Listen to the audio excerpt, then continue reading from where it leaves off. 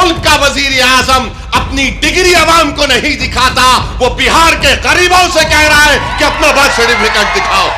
जाओ अंडमान की उस काला पानी की जेल से जाकर पूछो, अगर अल्लाह उस जेल के दीवारों को, ईंटों को जबान देगा तो पुकार पुकार कर कहेंगे कि यहां पर वो मुजाहिदीन कैद थे जिन्होंने अंग्रेजों से समझौता नहीं किया, जिन्होंने अंग्रेजों को माफीनामा लिख कर नहीं दिया और अपनी जानों को कुर्बान कर दिया। बेशर्मी की हद है कि तुम आज हमसे कह रहे हो कि बताओ तुम भारत के शहरी हो या नहीं हो।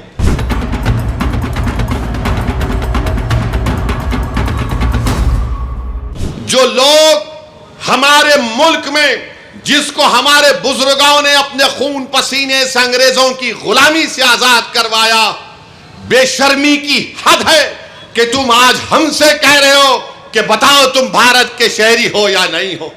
अरे अगर हमसे पूछने वालों, जाओ अंडमान की उस काला पानी की जेल से जाकर पूछो, अगर अल्लाह उस जेल के दीवारों को, ईंटों को जबान देगा तो पुकार पुकार कर कहेंगे कि यहां पर वो मुजाहिदीन कैद थे जिन्होंने अंग्रेजों से समझौता नहीं किया, जिन्होंने अंग्रेजों को माफीनामा लिख कर नहीं दिया और अपनी जानों को कुर्बान कर दिया।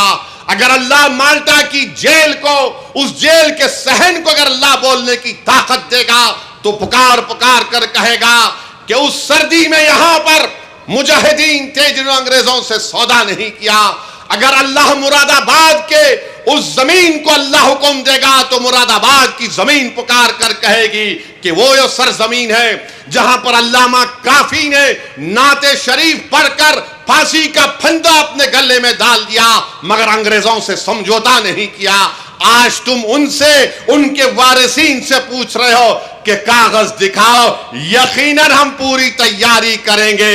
अरे जो मुल्क का वजीर आजम अपनी डिग्री अवाम को नहीं दिखाता, वो बिहार के गरीबों से कह रहा है कि अपना बर्थ सर्टिफिकेट दिखाओ, अपना बर्थ सर्टिफिकेट दिखाओ। मैं अपनी डिग्री दिखाने को तैयार हूं,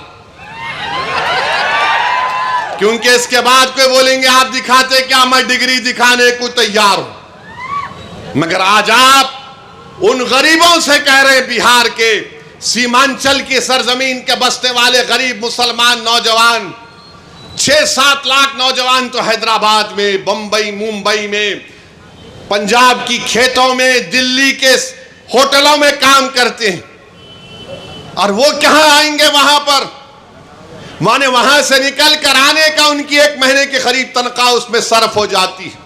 तो बहरहाल आपको मैं बाखबर कर रहा हूं, आप तैयारी कर लीजिए। हो सकता है कि मेरी तकरीर के बाद बीजेपी की तरफ से या कोई और तरफ से बोलेंगे इन्हों खामखा डरा रहे, डरा नहीं रहा हूं।